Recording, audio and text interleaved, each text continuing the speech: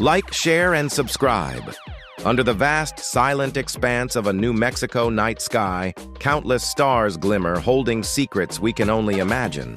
It was here in the summer of 1947 that an event unfolded which would ignite a mystery spanning generations. What truly happened in the desert outside Roswell? The official story points to a weather balloon, but the accounts of those who were there paint a far more extraordinary picture. A narrative that refuses to be silenced by official explanations. Our story begins in early July 1947 with a local ranch foreman named Mac Brazel. As dawn broke after a fierce thunderstorm, he rode out on his horse to check on his sheep. But what he found scattered across a massive stretch of his pasture was unlike anything he had ever seen. He dismounted, his face a mask of bewilderment as he ran his hands over the wreckage.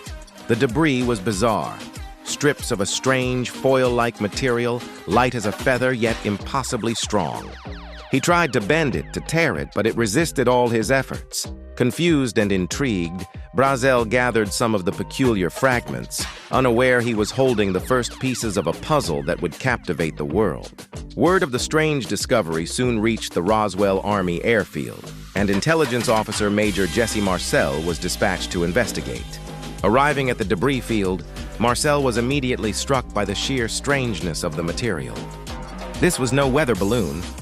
He carefully examined the wreckage, noting its unearthly properties. There were small metallic I-beams, no thicker than a pencil, inscribed with what looked like purplish hieroglyphic symbols, a language unlike any known on Earth. Even more baffling was the memory foil. He could crumple a piece into a tight ball in his fist, but when he opened his hand, it would flawlessly unfold itself, completely smooth and without a single crease. For Marcel, a seasoned intelligence officer, the conclusion was inescapable. This material was not of this world. Back at the base, the Roswell Army Airfield's public information officer, Lieutenant Walter Haut, was given an unprecedented order.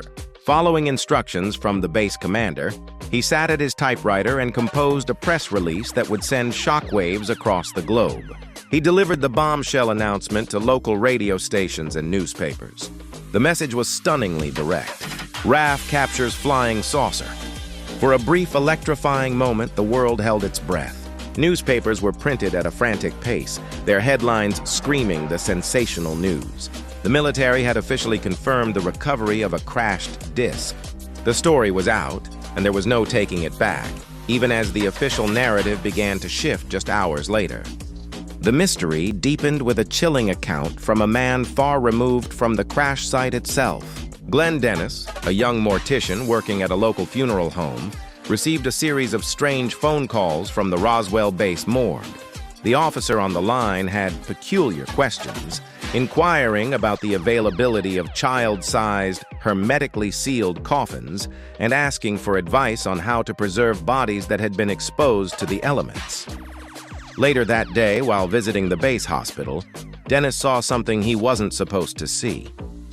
He caught a glimpse of strange metallic wreckage being carried through a hallway before he was aggressively confronted by military police and warned to forget everything he had witnessed.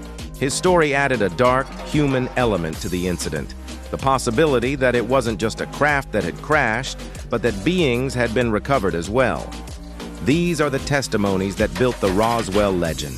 The rancher who found the impossible debris, the intelligence officer who touched otherworldly technology, the spokesman who announced the unbelievable, and the mortician who stumbled upon a secret that went far beyond mere wreckage.